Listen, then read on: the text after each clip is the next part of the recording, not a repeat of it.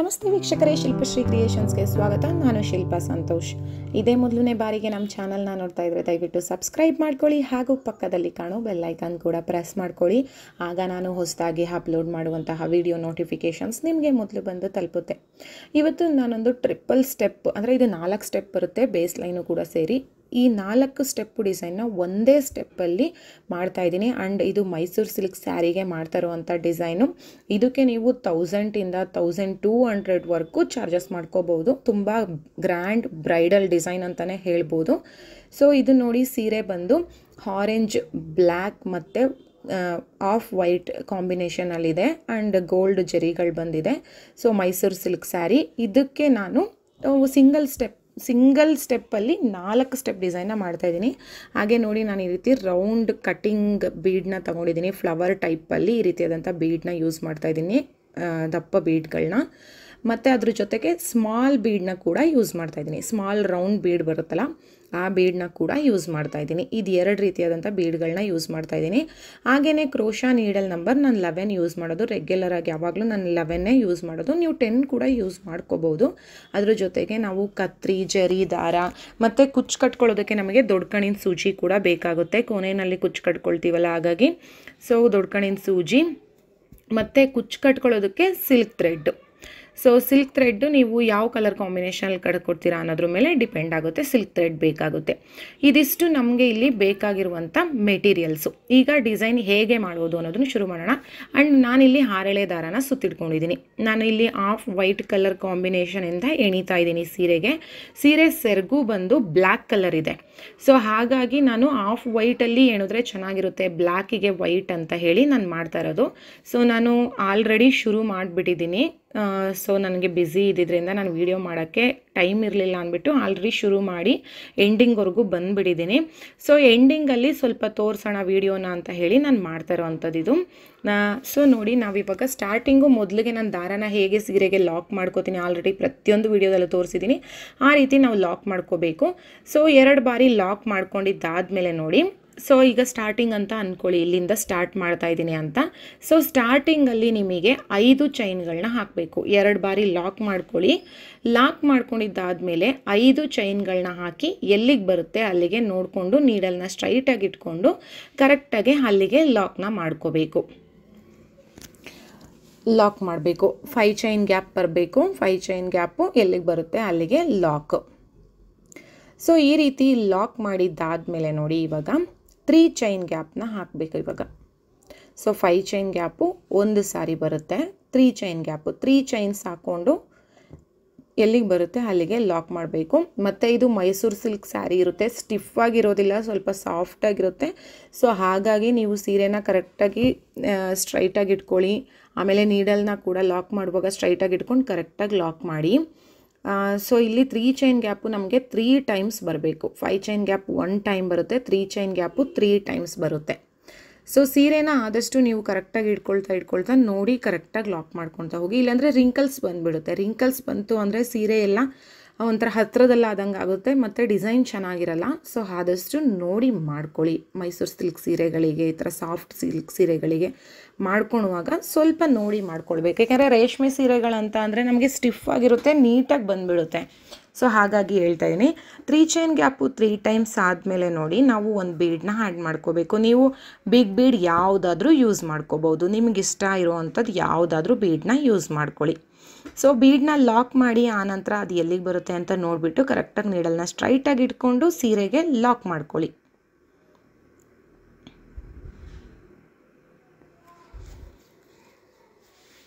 So ಬೀಡನ್ನ lock ಮಾಡಿದ್ದಾದಮೇಲೆ ಇವಾಗ ನಾವು 6 ಚೈನ್ಗಳನ್ನ ಹಾಕ್ಕೋಬೇಕು. 6 ಚೈನ್ಗಳನ್ನ ಹಾಕ್ಕೋಬೇಕು. 6 ಅಥವಾ 5.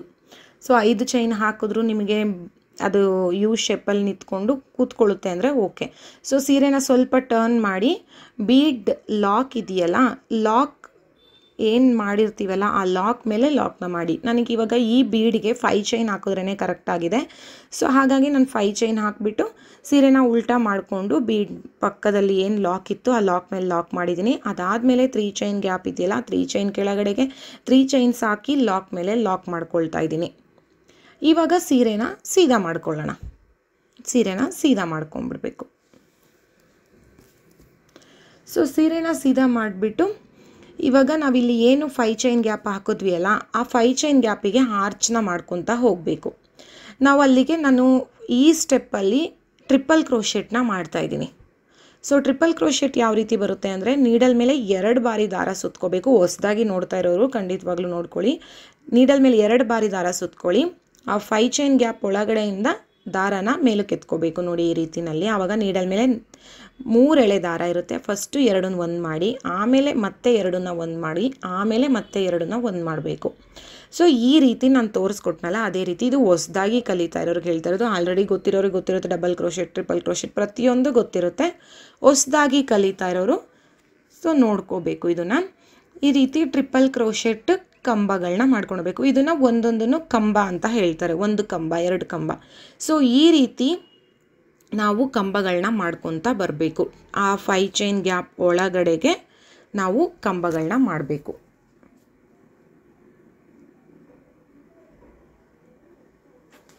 ನೋಡಿ ಇವಾಗ ನಾನು ಸ್ಟಾರ್ಟಿಂಗ್ 3 ಚೈನ್ ಹಾಕಿದ್ರಲ್ಲ, ಅದನ್ನು ಕೂಡ ಒಂದು ಕಂಬ ಅಂತ ಕನ್ಸಿಡರ್ ಮಾಡ್ಕೋಬೇಕು.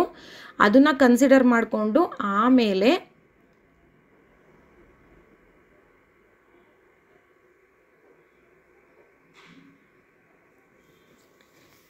ನೋಡಿ ಈಗ ಸ್ಟಾರ್ಟಿಂಗ್ 3 ಚೈನ್ನ ಕಂಬ ಅಂತ ಕನ್ಸಿಡರ್ ಮಾಡಿ ಆಮೇಲೆ 17 ಕಂಬಗಳನ್ನ ಮಾಡ್ಕೊಂಡಿದ್ದೀನಿ ನಾನಿಲ್ಲಿ.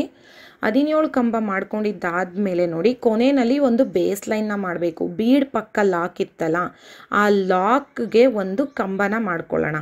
ಈಗ ರೈಟ್ ಸೈಡಲ್ಲಿ ನಮಗೆ 3 ಚೈನ್ ಗ್ಯಾಪ್ ಹಾಕಿ ಬೇಸ್ ಲೈನ್ ಇರುತ್ತೆ. ಸೊ ಅದೇ ರೀತಿ ನಮಗೆ ಲೆಫ್ಟ್ ಸೈಡು ಕೂಡ ಒಂದು ಬೇಸ್ ಲೈನ್ ಬೇಕು. ಸೊ ಹಾಗಾಗಿ ಆ ಲಾಕ್ ಒಳಗಡೆಗೆ ಒಂದು ಕಂಬನ ಮಾಡಿ ಅದನ್ನು ಬೇಸ್ ಲೈನ್ ಅಂತ ಮಾಡಬೇಕು. ಆ ಕಂಬ ನಿಮಗೆ ಕೌಂಟಿಂಗ್ ಬರೋದಿಲ್ಲ, ಅದು ಜಸ್ಟ್ ಬೇಸ್ ಲೈನ್ ಅಷ್ಟೇ. ಬಟ್ ಆರ್ಚ್ಗೆ ನಾವು 18 ಕಂಬಗಳನ್ನ ಮಾಡ್ಕೋಬೇಕು. 18 ಕಂಬ ಮಾಡುವಾಗ ನಾವು ಉಲ್ಟಾ ಮಾಡ್ಕೊಂಡು 3 ಚೈನ್ ಹಾಕಿ ಲಾಕ್ ಮಾಡಿದ್ವಿ ಅಲ್ಲ, ಅದು ಕೂಡ ಒಂದು ಕಂಬ. ಅದಾದಮೇಲೆ 5 ಚೈನ್ ಗ್ಯಾಪ್ ಒಳಗಡೆಗೆ 17 ಕಂಬ ಮಾಡ್ಕೊಂಡಿದ್ದೀನಿ triple crochet. So second step complete ಆಯಿತು. ಇವಾಗ ಮತ್ತೆ ನೋಡಿ ಲಾಕ್ ಎಲ್ಲ ಮಾಡ್ಕೊಂಡಿದ್ಮೇಲೆ ಮತ್ತೆ 3 ಚೈನ್ ಹಾಕಿ ಅದು ಎಲ್ಲಿಗೆ ಬರುತ್ತೆ ಅಲ್ಲಿಗೆ ಲಾಕ್ನ ಮಾಡ್ಕೋಬೇಕು. 3 ಚೈನ್ ಹಾಕಿದ್ವಿ, ಎಲ್ಲಿಗೆ ಬರುತ್ತೆ ಅಲ್ಲಿಗೆ ಲಾಕ್ ಮಾಡಿದ್ವಿ. ಇವಾಗ ಮತ್ತೆ ಸೀರೆನ ಉಲ್ಟಾ ಮಾಡ್ಕೋಬೇಕು. ಉಲ್ಟಾ ಮಾಡಿಕೊಂಡು ನೆಕ್ಸ್ಟ್ 3rd ಸ್ಟೆಪ್ ಡಿಸೈನ್ನ ಮಾಡ್ಕೊಂಡು ಹೋಗಬೇಕು. ಇವಾಗ ನಾನಿಲ್ಲಿ ಡಬಲ್ ಕ್ರೋಶೆಟ್ನ ಮಾಡ್ತಾಯಿದ್ದೀನಿ. ಡಬಲ್ ಕ್ರೋಶೆಟ್ನ ಮಾಡುವಾಗ ನೋಡಿ ಇವಾಗ ನಾವು ಒಂದು ಕಂಬನ ಮಾಡ್ತಾಯಿದ್ದೀನಿ. ಸ್ಟಾರ್ಟಿಂಗ್ ಒಂದು ಕಂಬ ಮಾಡುವಾಗ ನಾನು ಬೇಸ್ ಲೈನ್ದು 3 ಚೈನ್ ಗ್ಯಾಪ್ ಇತ್ತಲ್ಲ, ಮತ್ತು ಕಂಬದ ಮಧ್ಯಕ್ಕೆ ಲಾಕ್ನ ಮಾಡಿದ್ದೀನಿ. ಕಂಬನ ಮಾಡ್ಕೊಂಡಿದ್ದೀನಿ. ಕಂಬ ಮಾಡಿದ್ಮೇಲೆ ನೋಡಿ 3 ಚೈನ್ಸ್ ಹಾಕಬೇಕು. 3 ಚೈನ್ ಹಾಕಬೇಕು. 3 ಚೈನ್ ಹಾಕಿದ್ಮೇಲೆ 3 ಕಂಬಗಳನ್ನ ಬಿಡಬೇಕು. ನೋಡಿ 3 ಕಂಬ ಬಿಡಿ. 3 ಕಂಬ ಬಿಟ್ಟ ಮೇಲೆ ನೆಕ್ಸ್ಟ್ 3ನೇ ಕಂಬದ ಪಕ್ಕಕ್ಕೆ ಲಾಕ್ನ ಮಾಡಬೇಕು. ಮತ್ತು 2 ಕಂಬದ ಮಧ್ಯಕ್ಕೆ ಲಾಕ್ ಮಾಡ್ತಾ ಇದ್ದೀನಿ. ನಮಗಿಲ್ಲಿ ಮೇಲ್ಗಡೆ ಚಿಕ್ಕದಾಗಿ ಚೈನ್ಗಳು ಕಾಣಿಸ್ತಾ ಇರುತ್ತೆ, ಆ ಚೈನಿಗೆ ನಾನು ಲಾಕ್ ಮಾಡ್ತಾ ಇಲ್ಲ, ಕ್ಲಿಯರಾಗಿ ಹೇಳ್ತಾ ಇದ್ದೀನಿ. ಕಂಬದ ಮಧ್ಯಕ್ಕೆ ಒಂದು ಜಾಗದಲ್ಲಿ ಸೇಮ್ ಜಾಗದಲ್ಲಿ 2 ಕಂಬನ ಮಾಡ್ಕೊಂಡಿದ್ದೀನಿ. ಸೇಮ್ ಜಾಗದಲ್ಲಿ 2 ಕಂಬ ಮತ್ತು 3 ಚೈನ್ಗಳನ್ನ ಹಾಕ್ಕೊಂಡಿದ್ದೀನಿ. 3 ಚೈನ್ ಹಾಕಿದ್ಮೇಲೆ ಮತ್ತೆ 3 ಕಂಬಗಳನ್ನ ಗ್ಯಾಪ್ ಕೊಡಬೇಕು. 3 ಕಂಬ ಗ್ಯಾಪ್ ಕೊಡಿ. ಕಂಬದ ಮಧ್ಯಕ್ಕೆ ಮತ್ತೆ 2 ಕಂಬಗಳನ್ನ ಸೇಮ್ ಜಾಗದಲ್ಲಿ 2 ಡಬಲ್ ಕ್ರೋಶೆಟ್ನ ಮಾಡ್ಕೋಬೇಕು. 2 ಕಂಬನ ಮಾಡ್ಕೋಬೇಕು. ಸೊ ನೀಟಾಗಿ ನೋಡ್ಕೊಳ್ಳಿ, ಕ್ಲಿಯರಾಗಿ ಹೇಳ್ತಾ ಇದ್ದೀನಿ. ಮತ್ತೆ 3 ಚೈನ್ಗಳನ್ನ ಹಾಕಬೇಕು. 3 ಕಂಬಗಳನ್ನ ಗ್ಯಾಪ್ ಕೊಡಬೇಕು. 3 ಮತ್ತು 4ನೇ ಕಂಬದ ಮಧ್ಯದಲ್ಲಿ ಈ ಕಂಬನ ಮಾಡಬೇಕು. ಡಬಲ್ ಕ್ರೋಶೆಟ್ ಕಂಬನ ಮಾಡಬೇಕು. 3 ಕಂಬ ಮಧ್ಯದಲ್ಲಿ ಬರಬೇಕು. ಸೊ 2 ಕಂಬ ಬರುತ್ತೆ, 3 ಚೈನ್ ಬರುತ್ತೆ, ಮತ್ತು 2 ಕಂಬ ಬರುತ್ತೆ, 3 ಚೈನ್ ಬರುತ್ತೆ. ಸೊ ಆ 3 ಚೈನ್ ಗ್ಯಾಪ್ ಮಧ್ಯದಲ್ಲಿ ನಮಗೆ 3 ಕಂಬಗಳು ನೋಡಿ 3 ಕಂಬದಲ್ಲಿ ಮಧ್ಯದಲ್ಲಿ ಮಾಡ್ಕೊಂಡು ಬರ್ತಾ ಇದ್ದೀನಿ. ಈಗ ಎಂಡಿಂಗ್ ಬಂದಿದ್ದೀನಿ. ಎಂಡಿಂಗಲ್ಲಿ ನಾವು ಒಂದೇ ಕಂಬ ಮಾಡ್ತಾ ಇರೋದು. ಸ್ಟಾರ್ಟಿಂಗು ಕೂಡ ಒಂದೇ ಮಾಡಿಕೊಂಡೆ, ಎಂಡಿಂಗಲ್ಲೂ ಒಂದೇ ಮಾಡಿದೆ. ಯಾಕೆ ಅಂದರೆ ನಮಗೆ ಬೇಸ್ ಲೈನ್ ಕೂಡ ಒಂದಿರುತ್ತೆ ಅಲ್ವಾ, 3 ಚೈನ್ ಗ್ಯಾಪ್ದು ಆ ಬೇಸ್ ಲೈನ್ ಇರುತ್ತಲ್ಲ, ಹಾಗಾಗಿ ಒಂದೊಂದೇ ಕಂಬ ಮಾಡಿರೋದು. ನೋಡಿ ಈ ರೀತಿ ಒಂದು ಕಂಬ ಲಾಸ್ಟ್ ಎಂಡಿಂಗಲ್ಲಿ ಏನು ಒಂದು ಕಂಬ ಮಾಡಿಬಿಟ್ಟು 3 ಚೈನ್ ಗ್ಯಾಪ್ ಲಾಕ್ ಮೇಲೆ ಲಾಕ್ ಮಾಡ್ಕೊಂಡಿದ್ದೀನಿ. ನೋಡಿ ಈ ರೀತಿ ಬರುತ್ತೆ. 3rd ಸ್ಟೆಪ್ ಬಂದು ಈ ರೀತಿ ಬರುತ್ತೆ ನಿಮಗೆ. ಸೊ ಇವಾಗ 4th ಸ್ಟೆಪ್ ಮಾಡೋಣ. 4th ಸ್ಟೆಪ್ ಮಾಡೋದಕ್ಕೆ ನೋಡಿ ಇವಾಗ ನಿಮಗೆ ಮಧ್ಯದಲ್ಲಿ ನೋಡಿ 6 ಹೋಲ್ಸ್ ಥರ ಇದೆ, 6 ಹೋಲ್ಗಳು ಬರುತ್ತೆ. ಅದಾದಮೇಲೆ ನೋಡಿ ಇವಾಗ next 4th last step 3 chain gap ಕೆಳಗಡೆಗೆ 3 ಚೈನ್ ಹಾಕಿ ಲಾಕ್ ಮೇಲೆ ಲಾಕ್ ಮಾಡಿ. ಲಾಕ್ ಮೇಲೆ ಲಾಕ್. ಇವಾಗ ಸೀರೆನ ಸೀದಾ ಮಾಡ್ಕೋಬೇಕು. ಸೀರೆನ ಸೀದಾ ಮಾಡಿಕೊಂಡು ಡಿಸೈನ್ನ ಕಂಟಿನ್ಯೂ ಮಾಡಬೇಕು. ಲಾಸ್ಟ್ ಸ್ಟೆಪ್ಪು ಇದು, ಲಾಸ್ಟ್ ಸ್ಟೆಪ್ಪು ನಿಮಗೆ. ಇವಾಗ ಆ 3 ಚೈನ್ ಗ್ಯಾಪ್ ಇದೆಯಲ್ಲ, ಆ 3 ಚೈನ್ ಗ್ಯಾಪಿಗೆ ನಾವು ಆರ್ಚ್ನ ಮಾಡಬೇಕು. ನೀಡಲ್ ಮೇಲೆ ಒಮ್ಮೆ ದಾರ ಸುತ್ಕೊಂಡಿದ್ದೀನಿ, ಅಂದರೆ ಇಲ್ಲೂ ಕೂಡ ನಾನು ಡಬಲ್ ಕ್ರೋಶೆಟೇ ಮಾಡ್ತಾಯಿದ್ದೀನಿ. ಆ 3 ಚೈನ್ ಈಗೇನು ಉಲ್ಟಾ ಮಾಡ್ಕೊಂಡಿದ್ದಾಗ 3 ಚೈನ್ ಹಾಕಿದ್ದೇವಲ್ಲ, ಅದು ಕೂಡ ಒಂದು ಕಂಬ ಅಂತ ಕನ್ಸಿಡರ್ ಮಾಡಿ. ಇದು ಈಗ 3 ಚೈನ್ ಗ್ಯಾಪಿಗೆ ಹಾಕಿದ್ದು 2ನೇ ಕಂಬ. ಸೊ ನಮಗಿಲ್ಲಿ 6 ಕಂಬಗಳು ಬರಬೇಕು. ಸೊ 3 ಚೈನ್ ಗ್ಯಾಪ್ ಹಾಕಿದ್ವಲ್ಲ ಅದು ಒಂದು. ಈಗ ಇದರೊಳಗಡೆಗೆ ನಾನು 2 ಕಂಬಗಳನ್ನ ಮಾಡಿಕೊಂಡೆ. 2 ಕಂಬ ಮಾಡಿದ್ಮೇಲೆ ಒಂದು ಬೀಡನ್ನ ಆ್ಯಡ್ ಮಾಡೋಣ. ಸ್ಮಾಲ್ ಬೀಡನ್ನ ತೊಗೊಂಡಿದ್ದೀವಲ್ಲ, ಆ ಬೀಡನ್ನ ಆ್ಯಡ್ ಮಾಡಬೇಕು. ಅಂದರೆ ಆ 3 ಚೈನ್ ಗ್ಯಾಪ್ಗಳಿಗೆ ನಮಗೆ 6 ಕಂಬಗಳು ಬರಬೇಕು. ಬಟ್ ನಾವಿಲ್ಲಿ ಆಲ್ರೆಡಿ ಉಲ್ಟಾ ಮಾಡ್ಕೊಂಡು ಒಂದು ಕಂಬ ಹಾಕಿದ್ರಿಂದ ನಾನಿಲ್ಲಿ 5 ಕಂಬ ಮಾಡ್ಕೊಳ್ತೀನಿ. ಮತ್ತು ಬೀಡ್ ಆ್ಯಡ್ ಆದಮೇಲೆ 3 ಕಂಬ ಮಾಡ್ಕೋಬೇಕು. 3 ಕಂಬಗಳು. ಸೊ 3 ಕಂಬ ಆದಮೇಲೆ ಇದು ಒಂಥರ ಒಂದು ಆರ್ಚ್ ಟೈಪಲ್ಲಿ ಬರುತ್ತೆ.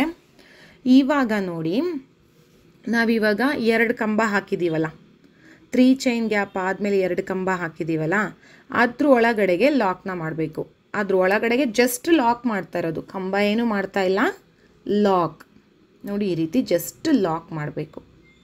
ಸೊ ನಮಗೆ ಒಂದೊಂದು 3 ಚೈನ್ ಗ್ಯಾಪ್ ಒಳಗಡೆಗೂ ಒಂದೊಂದು ಆರ್ಚ್ ಟೈಪಲ್ಲಿ ಬರುತ್ತೆ. 6 ಆರ್ಚ್ಗಳು ಬರುತ್ತೆ ಇವಾಗ. ಸೊ ಲಾಕ್ ಮಾಡಿದ್ಮೇಲೆ ನೋಡಿ, ನೆಕ್ಸ್ಟ್ 3 ಚೈನ್ ಗ್ಯಾಪಿಗೆ ಕಂಟಿನ್ಯೂ ಡಬಲ್ ಕ್ರೋಶೆಟ್ಟಿಂದ ಕಂಟಿನ್ಯೂ ಮಾಡ್ಕೊಂಡು ಹೋಗಬೇಕು. ನೆಕ್ಸ್ಟ್ 3 ಚೈನ್ ಗ್ಯಾಪ್ ಒಳಗಡೆಗೆ ಡಬಲ್ ಕ್ರೋಶೆಟ್ಟು, 6 ಡಬಲ್ ಕ್ರೋಶೆಟ್ ಬರುತ್ತೆ. ಬಟ್ ಮಧ್ಯದಲ್ಲಿ ಒಂದು ಸ್ಮಾಲ್ ಬೀಡನ್ನ ಆ್ಯಡ್ ಮಾಡಬೇಕು. ಅಂದರೆ 3 ಕಂಬಗಳನ್ನ ಮಾಡಿಬಿಟ್ಟು ಒಂದು ಬೀಡನ್ನ ಆ್ಯಡ್ ಮಾಡಿ ಮತ್ತೆ 3 ಕಂಬಗಳು. ಸೊ ಈ ರೀತಿ ಆರ್ಚ್ನ ಮಾಡಬೇಕು. 6 ಕಂಬಗಳು, 6 ಕಂಬದಲ್ಲಿ ಒಂದು ಆರ್ಚ್, 6 ಕಂಬದಲ್ಲಿ ಒಂದು ಆರ್ಚ್. ಈ ರೀತಿ ನಿಮಗೆ ಆರ್ಚ್ ಯು ಶೇಪಲ್ಲಿ ಬರ್ತಾ ಹೋಗುತ್ತೆ. ನೋಡಿ ಒಂದು ಬೀಡನ್ನ ಆ್ಯಡ್ ಮಾಡಿದೆ. ನೆಕ್ಸ್ಟ್ ಮತ್ತೆ 3 ಕಂಬಗಳನ್ನ ಮಾಡ್ಕೋಬೇಕು. ತುಂಬ ಈಸಿ ಇದೆ. ಸ್ವಲ್ಪ ನೀವು ಒಂದು ಬಾರಿ ನೀವು ಈ ಡಿಸೈನ್ನ ನೋಡ್ಕೊಂಬಿಟ್ರೆ ನೀವು ಆರಾಮಾಗಿ ಮಾಡ್ಕೊಂಡು ಹೋಗ್ಬೋದು. ಒಂದು ಸಾರಿ ನೀವು ಕೂತ್ಕೊಂಡು ಕರೆಕ್ಟಾಗಿ ನೋಡ್ಕೊಂಬಿಡಿ. ಇವಾಗ ನೋಡಿ, ಆ 2 ಕಂಬದ ಮಧ್ಯಕ್ಕೆ ಲಾಕ್ ಮಾಡ್ತಾಯಿದ್ದೀನಿ. ಈಗ 2ನೇ ಆರ್ಚ್ ಫಿನಿಶ್ ಆಯಿತು. ನೆಕ್ಸ್ಟ್ ಅದೇ ರೀತಿ ಕಂಟಿನ್ಯೂ.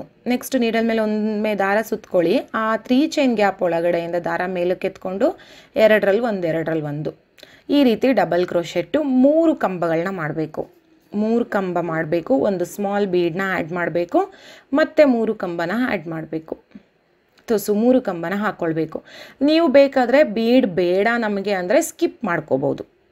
ನಾನು ಒಂದೊಂದು ಬೀಡ್ ಇರಲಿ, ಪುಟ್ಟದಾಗ ಒಂದೊಂದು ಚೆನ್ನಾಗಿ ಕಾಣಿಸುತ್ತೆ, ಫೈನಲ್ ಅಲ್ವಾ, ಲಾಸ್ಟ್ ಸ್ಟೆಪ್ಪು ಆರ್ಚ್ ಮಾಡ್ತಾ ಇರೋದು ಚೆನ್ನಾಗಿರುತ್ತೆ ಅಂತ ಒಂದೊಂದು ಬೀಡ್ ಆ್ಯಡ್ ಮಾಡಿದ್ದೀನಿ. ಏನು ಒಂದು ಆರ್ಚಿಗೆ ನಿಮಗೆ 6 ಸ್ಮಾಲ್ ಬೀಡ್ ಬರುತ್ತೆ ಅಷ್ಟೇ, ಒಂದು ಬಿಗ್ ಬೀಡು. ಜಾಸ್ತಿ ಹೆವಿ ಬೀಡ್ಸ್ಗಳೇನು ಇಲ್ಲಿ ಯೂಸ್ ಮಾಡಿಲ್ಲ.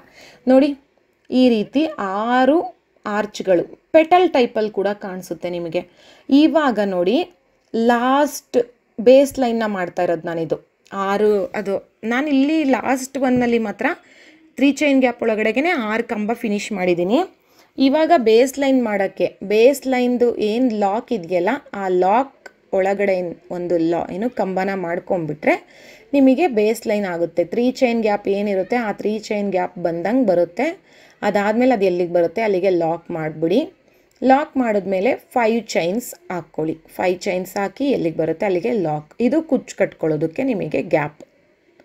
ಸೊ ನೋಡಿ, ತುಂಬ ಈಸಿ ಇದೆ ಮತ್ತು ಬೇಗ ಆಗೋಗ್ಬಿಡುತ್ತೆ. ನೋಡಿ 4 ಸ್ಟೆಪ್ ಡಿಸೈನ್ನ ಒಂದೇ ಸ್ಟೆಪ್ಪಲ್ಲಿ ಮಾಡ್ಬೋದು, ಒಂದೇ ಕಲರಲ್ಲಿ. ನೀವು ಕಲರ್ ಕಾಂಬಿನೇಷನ್ ಇಲ್ಲ, ಬಟ್ ಗ್ರ್ಯಾಂಡ್ ಬ್ರೈಡಲ್ ಸ್ಯಾರಿ ಇದೆ, ಅವ್ರದ್ದು ರಿಸೆಪ್ಷನ್ ಸ್ಯಾರಿ ಇದೆ, ಗ್ರ್ಯಾಂಡಾಗಿ ಹಾಕೋಕ್ಕೆ ಹೇಳ್ತಿದ್ದಾರೆ, ಬಟ್ ಕಲರ್ ಕಾಂಬಿನೇಷನ್ ಇಲ್ವಲ್ಲ ಅಂತ ಅನ್ನೋರು ನೋಡಿ ಈ ರೀತಿನಲ್ಲಿ ಒಂದೇ ಸ್ಟೆಪ್ಪಲ್ಲಿ 4 ಸ್ಟೆಪ್ಗಳನ್ನ ಮಾಡಿ ಮುಗಿಸ್ಬೋದು. ಎಷ್ಟು ಚೆನ್ನಾಗಿ ಕಾಣಿಸುತ್ತೆ ಅಂದರೆ ಹೆವಿ ಬೀಡ್ಸ್ ಇಲ್ಲ, ಬಟ್ ಹೆವಿ ವರ್ಕ್ ಬರುತ್ತೆ ನಿಮಗೆ. ಫೈನಲ್ಲಾಗಿ ನಾನು ಎಲ್ಲ ಆರ್ಚ್ಗಳನ್ನ ಮಾಡಿರೋದನ್ನು ತೋರಿಸ್ತಾ ಇದ್ದೀನಿ ನೋಡಿ. ಹೆವಿ ವರ್ಕ್ ಇದೆ ಮಾತ್ರ, ಖಂಡಿತ ಟೈಮ್ ಹಿಡಿಯುತ್ತೆ, ನಾನು ಇಲ್ಲ ಅಂತ ಹೇಳಲ್ಲ. ಸೊ ಒಂದು 3 hours ಹಿಡಿಯುತ್ತೆ ನಿಮಗೆ, ಏಕೆಂದರೆ 4 ಸ್ಟೆಪ್ನ ಮಾಡಬೇಕಲ್ಲ ಸ್ಯಾರಿ ಪೂರ್ತಿ. ಸೊ ಇದಕ್ಕೆ ನಾನು ಆರೆಂಜ್ ಕಲರ್ ಕುಚ್ಚುಗಳನ್ನ ಕಟ್ಕೊಂಡಿದ್ದೀನಿ. 180 ಎಳೆ ದಾರ ತಗೊಂಡಿದ್ದೀನಿ. 180 ಎಳೆ ನಿಮಗೆ 360 ಎಳೆ ದಾರ ಆಗುತ್ತೆ. ಸೊ ಆರೆಂಜ್ ಕಲರಿಂದ ಕುಚ್ಚುಗಳನ್ನ ಕಟ್ಕೊಂಡಿದ್ದೀನಿ. ಎಲ್ಲನೂ ಆರೆಂಜ್ ಕಲರಲ್ಲೇ ಕಟ್ಟಿದ್ದೀನಿ. ನಾನು ಬ್ಲ್ಯಾಕ್ ಎಲ್ಲೂ ಯೂಸ್ ಮಾಡೋಕ್ಕೆ ಹೋಗಿಲ್ಲ, ಸ್ಯಾರಿನಲ್ಲಿ ಹೆವಿಯಾಗೆ ಬ್ಲ್ಯಾಕ್ ಇದೆ ಅಂದ್ಬಿಟ್ಟು. ಸೊ ಇದು ಫೈನಲ್ ಲುಕ್ಕು. ಸೊ ಹೇಗಿದೆ ಅಂತ ಖಂಡಿತವಾಗ್ಲೂ ಕಮೆಂಟ್ ಮಾಡಿ ತಿಳಿಸಿ. ನಾನು ನಿಮಗೆಲ್ಲರಿಗೂ ಇಷ್ಟ ಆಗಿದೆ ಅಂದ್ಕೊಳ್ತೀನಿ. ಇಷ್ಟ ಆಗಿದರೆ ದಯವಿಟ್ಟು ಲೈಕ್ ಮಾಡಿ, ಶೇರ್ ಮಾಡಿ, ಹಾಗೂ ಈ ಡಿಸೈನ್ ಹೇಗಿದೆ ಅಂತ ಕಮೆಂಟ್ ಮಾಡಲು ಮಾತ್ರ ಮರಿಬೇಡಿ. ಸೊ ಇದೇ ರೀತಿಯಾದಂಥ ಡಿಸೈನ್ಗಳನ್ನ ನೆಕ್ಸ್ಟ್ ನೋಡೋದಕ್ಕೆ ನನ್ನ ಚಾನಲ್ನ ಸಬ್ಸ್ಕ್ರೈಬ್ ಮಾಡ್ಕೊಳ್ಳಿ, ಹಾಗೂ ಪಕ್ಕದಲ್ಲಿ ಕಾಣೋ ಬೆಲ್ಲೈಕನ್ ಕೂಡ ಪ್ರೆಸ್ ಮಾಡ್ಕೊಳ್ಳಿ. ಹಾಗೂ ಈ ವಿಡಿಯೋ ನೋಡಿದ್ದಕ್ಕಾಗಿ ತುಂಬ ಧನ್ಯವಾದಗಳು.